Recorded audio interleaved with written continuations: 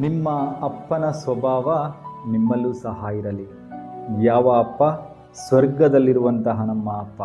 ಪ್ರಿಯರೇ, ಇಂದಿನ ಶುಭ ಸಂದೇಶದಲ್ಲಿ ಪ್ರಭು ಯೇಸು ಕ್ರಿಸ್ತರು ಹೇಳುತ್ತಾರೆ, ನೀವು ನಿಮ್ಮ ತಂದೆಯಾಗೆ, ಸ್ವರ್ಗದಲ್ಲಿರುವ ನಿಮ್ಮ ಅಪ್ಪನ ಹಾಗೆ ದಯಾವಂತರಾಗಿರಿ ಎಂದು. ಹಾಗೂ ಹೇಳುತ್ತಾರೆ, ನೀವು ಯಾರಿಗೂ ತೀರ್ಪು ಕೊಡಲು ಹೋಗಬೇಡಿ, ನೀವು ಯಾರನ್ನು ದಂಡನೆಗೆ ಗುರಿ ಮಾಡಬೇಡಿರಿ, ನೀವು ಇತರರ ಪಾಪಗಳನ್ನು ಕ್ಷಮಿಸಿರಿ ಎಂದು. ಈ ರೀತಿ ನಾವಿದ್ದರೆ ನಾವು ನಮ್ಮ ತಂದೆ, ಸ್ವರ್ಗದಲ್ಲಿರುವ ನಮ್ಮ ಅಪ್ಪನ ಸ್ವಭಾವ ನಮ್ಮಲ್ಲಿರ್ತದೆ.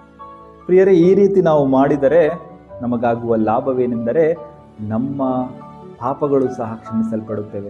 ನಮಗೆಲ್ಲರಿಗೂ ತಿಳಿದಿದೆ ನಾವು ಎಷ್ಟು ದೊಡ್ಡ ಪಾಪಿಗಳು ಎಂದು.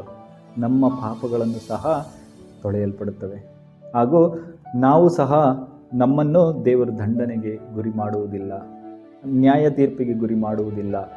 ಆದ್ದರಿಂದ ನಾವು ಆ ತಂದೆಯ ಉನ್ನತ ಮಕ್ಕಳಾಗುತ್ತೇವೆ.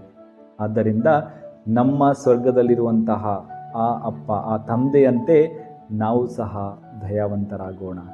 ದೇವರು ನಮ್ಮೆಲ್ಲರನ್ನು ಆಶೀರ್ವದಿಸಲಿ. ಆಮೇನ್.